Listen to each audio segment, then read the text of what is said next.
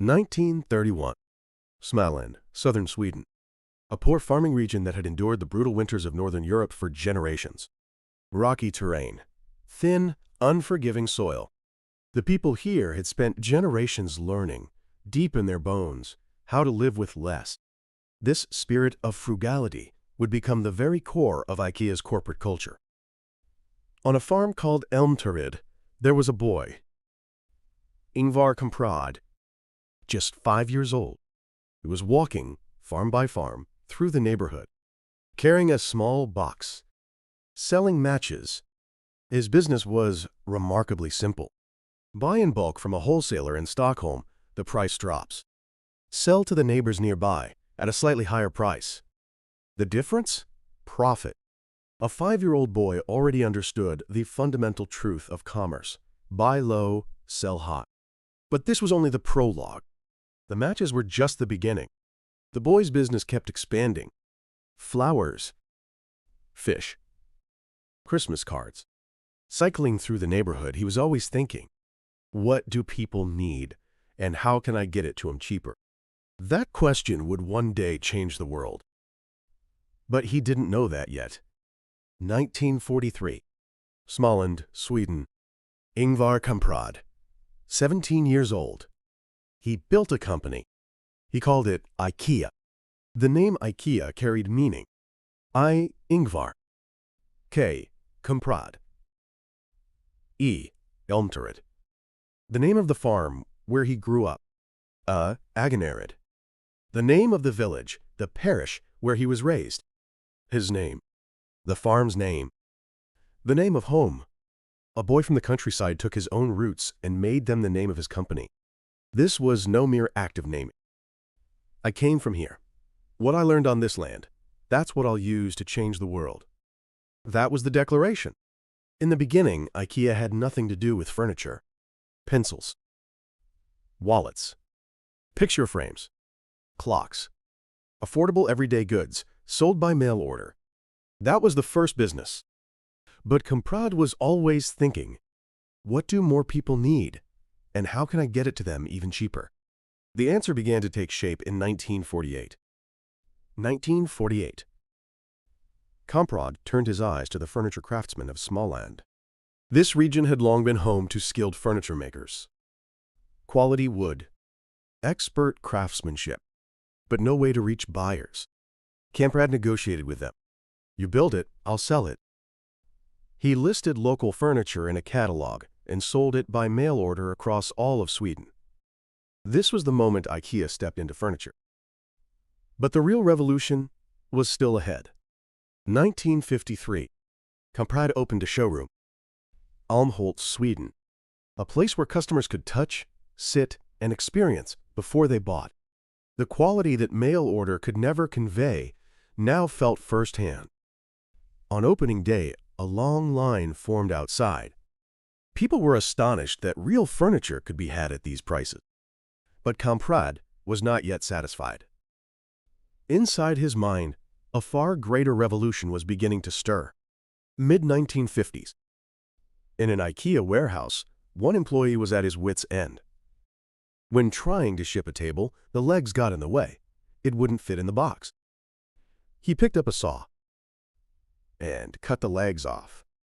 The tabletop and the legs, packed separately, lying flat inside a thin box. In that moment, he understood. This is it. The moment Kamprad heard the report, everything became clear. This is the answer. Flatten the box, fit more furniture in the same truck. Shipping costs drop dramatically. Warehouse space slashed, and the customer assembles it themselves. Certain costs tied to delivery, storage, and assembly, gone. Cut costs to the bone, drive prices down. Lower prices mean more people can buy. Design and quality at a price everyone can afford. The flat pack revolution. This was the true birth of IKEA. Kamprad called this philosophy democratic design. Beautiful design should not be the privilege of the wealthy. Functional, good-looking, durable, and affordable. All of it at once. Why should high-quality furniture belong only to the rich? He spent his entire life answering that question. The boy who grew up in the farmlands of Småland had learned something in poverty. Living simply is not misery. It is proof of wisdom. 1958. Älmhult, Sweden. Blue and yellow, the colors of the Swedish flag. IKEA's first large-format store opened its doors. People were stunned. Furniture, at this price? The new experience of assembly gave people a strange and unexpected joy. I built it myself. I placed it in my home with my own hands. It was not merely furniture. It was pride. IKEA began to outgrow Sweden. 1963, Norway. The moment they crossed the border, Kamprad knew. What people need is the same, no matter the country. Functional, beautiful, affordable furniture. That philosophy crossed borders without losing a thing. But now, a serious threat emerged. The Swedish furniture industry moved to destroy IKEA. Industry groups sent a message to suppliers. Do not sell to IKEA. The entire industry turned against IKEA as a force that was breaking prices. Kamprad was cornered. No materials. No products. The company might not survive. Then he turned east. Poland. He built a production and sourcing network in Eastern Europe, rebuilding his supply chain from the ground up. The crisis pushed IKEA into a global supply chain it never would have built otherwise. The threat became the opportunity. 1973. Switzerland, then Germany. IKEA planted roots in the heart of Europe. German-speaking customers were skeptical at first. Assemble it yourself? With tools? But then they saw the price, and doubt dissolved. People carried the boxes home, spread out the instructions, and built. And they realized, I did it, and it was cheap, and it looks great. The IKEA catalog became known as one of the world's most widely distributed free publications.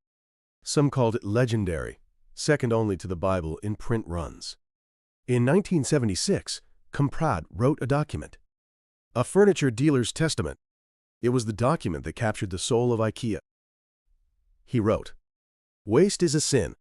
The idea that expensive means good is a disease of society. Cut costs, but never sacrifice quality. The customer is our master, but to respect them, we must first be frugal ourselves." This document is still handed to every new IKEA employee to this day. The frugal spirit of Småland spread across the world as corporate philosophy. 1985. Conshohocken, Pennsylvania. The United States. IKEA landed in the world's largest consumer market. Americans were puzzled at first. Assemble it yourself? What's an Allen wrench? But then they saw the price, and the parking lot filled up. Americans fell in love with IKEA. Swedish design, affordable prices, the experience of wandering through a vast showroom. Meatballs. IKEA became not just a furniture store, it became a full-day experience. One of the world's wealthiest men, however, never changed. He flew economy class. He drove an old Volvo. He got his hair cut at a budget salon. The furniture in his home? IKEA, of course. Why waste money? Meaningless spending is a sin. He meant every word. This was no performance. The boy born to Småland farmers became a billionaire and never changed his philosophy. Frugality is not misery. It is pride. But his life was not without shadow. In 1994, Swedish media unearthed the past.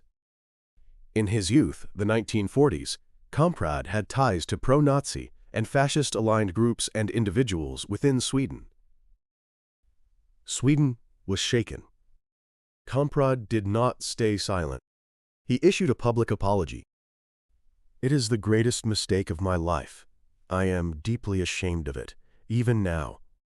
He did not run. But the criticism followed him for years. Even great men make grave mistakes. And how a person faces those mistakes reveals who they truly are. In the 2000s, IKEA moved into Asia. China, a market of 1.4 billion people. But in China, IKEA encountered a strange phenomenon. Customers began sleeping on the beds and sofas inside the store. Families napped in the cool, air-conditioned showroom floor. IKEA did not throw them out. This is how they connect with IKEA. Embracing cultural difference, IKEA took root in China in a form entirely its own. The world is vast, but the desire for a better life was the same everywhere.